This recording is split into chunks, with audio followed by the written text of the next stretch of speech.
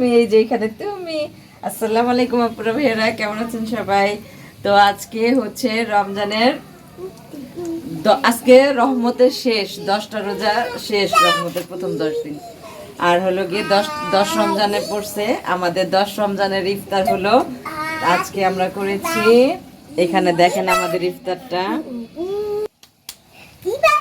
সর এই যে আমাদের ইফতার। এখানে হচ্ছে চিকেন রোল, তারপর হচ্ছে আলুর চপ, পেঁয়াজু, আর এখানে চিকেন রোল কিছু ভাজাও হচ্ছে। এই যে কিছু ভাজা হচ্ছে চুলার মধ্যে, একটু উল্টায় দেই, গুলায় রাখছে। এই যে এটার মধ্যে ডিম চপ করা হবে, ডিম চপ করা হবে। তারপর হচ্ছে এই যে এখানে আলুর চপের জন্য সব কিছু রেডি। যে এখানে আলু ভর্তা, এটা কি আবার খিচুড়িও গরম দেওয়া হবে। এই যে এখানে ডিম ডিম রেডি করে রাখছে, সব কিছু রেডি। আমাদের এখন ভাজাভাজি চলতেছে। তো এই ফাঁকে যেহেতু ভাজাভাজি হচ্ছে চলতেছে, তো আমি আমার জন্য একটা দারচিনি দিয়ে মশলা চা খাবো। তো মশলা চা বা খাই ঠিক আছে, কিন্তু এটা কিন্তু অবশ্যই দুধ চা, লাল চা খাই না। একটু রুমে আসলাম, রুমটা আমার মেয়ে ঘুমাইতেছে, তো পর্দা টর্দা সব টানানো। তো পাশে থাকুন, ভালো আছেন? একটু লাইটটা জ্বালাই নি রান্না করেন। আমি এখন রান্না করে আসছি, ইফতার শেষ। হ্যাঁ, ইফতার শেষ। তো আমি এর মধ্যে আদা চা বানাবো, এই জন্য আদা নিচ্ছি, আদা দিছি এর মধ্যে। আর হচ্ছে কি বলে, আদা দেওয়া হয়েছে, আর হইলো এই কি বলে মশলাটার নাম মনে থাকে না, এই ওই যে লাকড়ির মতো যে, আচ্ছা যাক মনে নেই আমার, ওইটা দিচ্ছি। ঠিক আছে, এখন চা খাবো। আর ইফতারির পরে সবচেয়ে মানে কোন জিনিসটা ভালো লাগে বলেন তো? সবাই আমাকে একটু কমেন্টের মাধ্যমে জানাবেন। চাটা না হইলে মনে হয় যেন কি দরকারি জিনিস খাই নাই, কি দরকারি জিনিস খাওয়া হয় নাই। তো এখন একটু চা খাবো, চা বসাইছি। চাটা খাই, আগে মাথাটা ঠান্ডা করি। আর আজকের ভিডিওটা একদম সম্পূর্ণ দেখবেন, আর লাইক দিয়ে দেখা শুরু করবেন ভিডিওটা। ইফতারির পরে চা না খাইলে মাথা পুরো নষ্ট হয়ে যায়। আর মানে আমার মনে হয় কি যে আমি খেজুর মুখে দিয়ে শরবত না খাই, আগেই চাটা খাই। শুধু বাসার সবাই রাগারাগি করবে দেখে, আর নয়তো আমি সেম কাজটাই করতাম, খেজুর মুখে দিয়ে আগে চাটা খাইয়া নিতাম। হচ্ছে ডিম চপটা খাই আগে। হ্যাঁ, ডিম চপটা মেয়োনিজ দিয়ে খাই।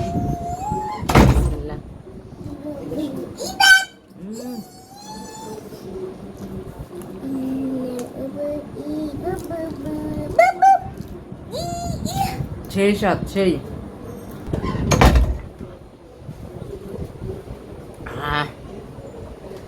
এক চুমুক চা সারাদিনের ক্লান্তি একদম দূর করে দেয়, একদম।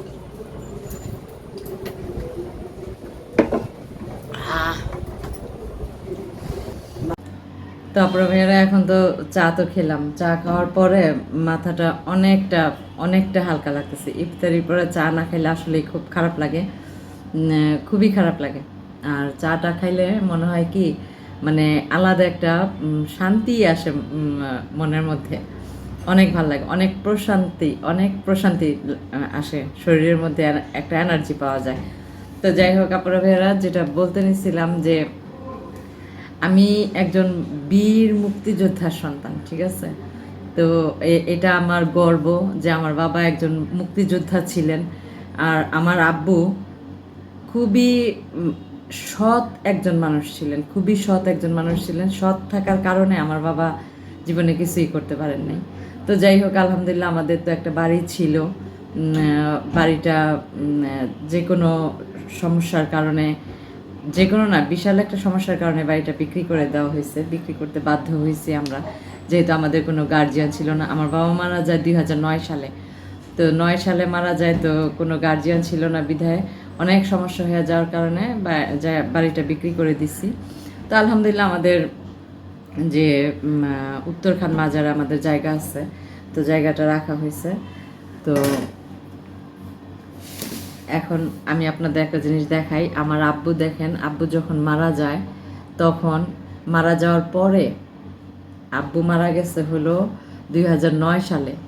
তো তার মধ্যে আমার আব্বু মুক্তিযোদ্ধা ছিলেন বিধায় আব্বু এই ক্রেজটা পাইছেন। তো 2020 সালে এই ক্রেজটা পাইছেন। এই ক্রেজটা আমি যে নিয়ে আসছি, আমার হাতে নিয়ে আসছি। তো আমি খুব গর্ববোধ করি যে আমার আব্বু একজন মুক্তিযোদ্ধা আর আমার আব্বু একজন সৎ লোক ছিলেন। তো এই ক্রেজটা আমি যতবার দেখি ততবারই আমার আব্বুর কথা মনে পড়ে, আজ আমার আব্বু নাই, অনেক বছর ধরেই নাই, 2009 সাল থেকেই নাই। তো আমি একজন বীর মুক্তিযোদ্ধার সন্তান, আর হচ্ছে আমি একজন সিঙ্গেল মাদার। অনেক লাইফের অনেকটা পথ, মানে একা আমার জার্নি, একলা পথে আমি আপুরা ভাইয়েরা। আজকে আমি সিঙ্গেল মাদার হয়ে তারপর হচ্ছে এই যে খাবার ফুড ডেলিভারি দেই। তো এটা একটা মেয়ের পক্ষে, আমি জানি না কে আমার ভিডিওটি কে কোথা থেকে দেখতেছেন, একটা মেয়ের পক্ষে অনেকটাই কষ্টকর।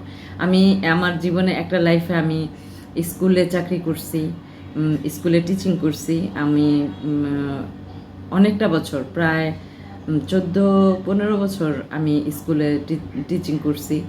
তো ওখান থেকে স্কুলে টিচিং করার পরে ওই যে স্কুলে আমি পড়াশোনা টিচিং করছি সেই স্কুলেই আমি আমার মেয়েকে ভর্তি করাইছি। তো মা মেয়ে একসাথে স্কুলে যাইতাম, সেই ভোরবেলা উঠে যাইতাম। ও ওর ক্লাসে ঢুকে যেত, আমি আমার ক্লাসে ঢুকে যেতাম। ওর ক্লাস করতো আর আমি আমার ক্লাসরুমে ক্লাস নিতাম। তো আপনারা ভাইয়েরা, সেই জীবনটা ছিল একদমই অন্যরকম একটা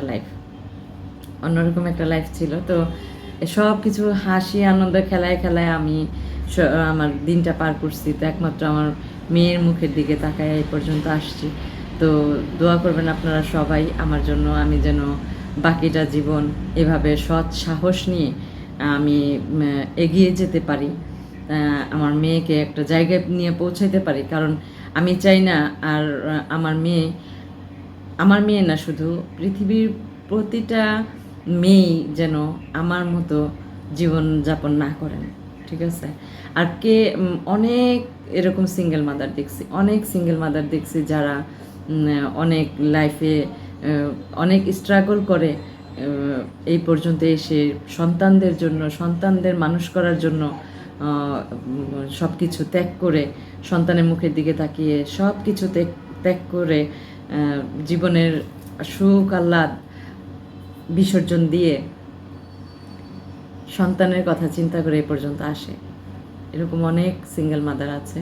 তো আমার ভিডিওটি যারা এরকম সিঙ্গেল মাদার লাইফের ভিডিও দেখবেন, সেই আপুদের উদ্দেশ্যে বলি, আপুরা আপনারা সঠিক পথে এগিয়ে যান, সাথে আমিও সঠিক পথে এগিয়ে যাই, সেই চেষ্টাই করি। আর হলো সবাই আমার জন্য একটু দোয়া করবেন। আর আপুরা ভাইয়ার আরেকটা কথা বলি, সেটা হচ্ছে সবাই আমার ভিডিওটিকে আমার চ্যানেলটাকে একটা সাবস্ক্রাইব করবেন। এই একটা বিশেষ অনুরোধ, সবাই আমার চ্যানেলটাকে সাবস্ক্রাইব করবেন। আপনাদের একটা সাবস্ক্রাইব আর একটা কমেন্ট, একটা লাইকে হয়তোবা আমি সামনে আরও এগিয়ে যেতে পারবো। আজকে আমার ফুড ডেলিভারি ছিল না, কালকেও থাকবে না। তো রোজার মধ্যে এই 2টা দিন আমি একটু বাসায় রেস্টে আসছি। তো আমার যে সার্টিফিকেট আর পাসপোর্টটা ঠিক হয়ে গেলে তারপর হচ্ছে আমি টাকার জন্য বিশাল একটা কঠিন সিদ্ধান্ত নিয়ে নিচ্ছি। সেটা আপনারা সবাই দেখতে পারবেন ভিডিওতে। আমার ভিডিওটি দেখতে থাকুন সবাই। আর হলে সবাই একটা করে সাবস্ক্রাইব করবেন। আপনারা সবার কাছে আমার একটা বিশেষ অনুরোধ, আপনাদের একটা সাবস্ক্রাইবে আমি অনেকটা সামনে এগিয়ে যাব। আর আমার লাইফে পেছনে কি হয়েছে না হয়েছে, আমি এখন আর পেছনের দিক চিন্তা করে আমি আর আগাবো না। আমি একদম সামনে আমার আব্বুর মতো সৎ সাহস নিয়ে আমি যেন আমার মাকে, আমার ভাই বোন সবাইকে যেন আমি ভালো রাখতে পারি। আপনারা সবাই আমাকে একটা সাবস্ক্রাইব করবেন। আর হলো সিঙ্গেল মাদার লাইফটা অনেকটা কষ্টের। যে সিঙ্গেল মাদার এই লাইফটা পার করে সেই বোঝে যে কতটা ঝড় ঝাপটা পার করে এই পর্যন্ত আসতে হয়, ঠিক আছে। আর একটা সন্তান বা সাপোজ আমার কথাই ধরি, আমি আমার নিজের চলাফেরা, তারপর হচ্ছে আমার মেয়ের জন্য খরচ, আমার খরচ, দুইজনের খরচ আমার একা বহন করতে হয়েছে। আমার বিশেষ অনুরোধ, সবাই আমার চ্যানেলটাকে সাবস্ক্রাইব করবেন। আমি আমার বাবার একজন আদর্শ সন্তান হয়ে আমি থাকতে চাই। আমার বাবা খুবই একজন সৎ মানুষ ছিলেন বিধায় আমার বাবা একটা বাড়ির বেশি করতে পারে নাই। তো বাড়িটাও আমরা রাখতে পারি নাই, কারণ হলো ওই বাড়িটার নামে অনেক সমস্যা ছিল বিধায় আমি বলবো পরে, সব কিছুই বলবো, কেন কি হয়েছে সব কিছুই বলবো। তো বিক্রি করতে বাধ্য হয়েছি আমরা। অবশ্যই আপনাদের সাপোর্ট পেলে আমি সামনে এগিয়ে যাব। আর যারা জানি না কারা আমার এই ভিডিওটি দেখবেন, তারা অবশ্যই এই ভিডিওটা বেশি বেশি করে শেয়ার করে দিবেন, আরেকজনকে দেখার সুযোগ করে দিবেন। সবাই যেন আমার ভিডিওটা, আমার চ্যানেলটাকে সাবস্ক্রাইব করুন, আমার বিশেষ অনুরোধ এটা। আর সবাই একটু আমাদের জন্য সবাই একটু দোয়া করবেন, যে আমি একদমই গর্ব করে বলি যে আমি একজন মুক্তিযোদ্ধার সন্তান। আমার কাছে খুব ভালো লাগে এই কথাটা বলতে, যে আমি একজন মুক্তিযোদ্ধার সন্তান। তো অনেক কষ্ট করে আমার বাবা দেশ স্বাধীন করছেন, সেজন্য আমি গর্ববোধ করি যে আমার আব্বু একজন মুক্তিযোদ্ধা, ঠিক আছে। আমি খুব গর্বের সহিত বলি, আমার খুব ভালো লাগে এই কথাটা বলতে, খুবই ভালো লাগে। তো আপুরা ভাইয়েরা, আজকে ভিডিওটি এই পর্যন্তই। সবাই ভালো থাকবেন, সুস্থ থাকবেন, নিজেদের প্রতি খেয়াল রাখবেন। দেখা হবে নতুন কোনো এক ভিডিওতে, সেই পর্যন্ত বিদায়।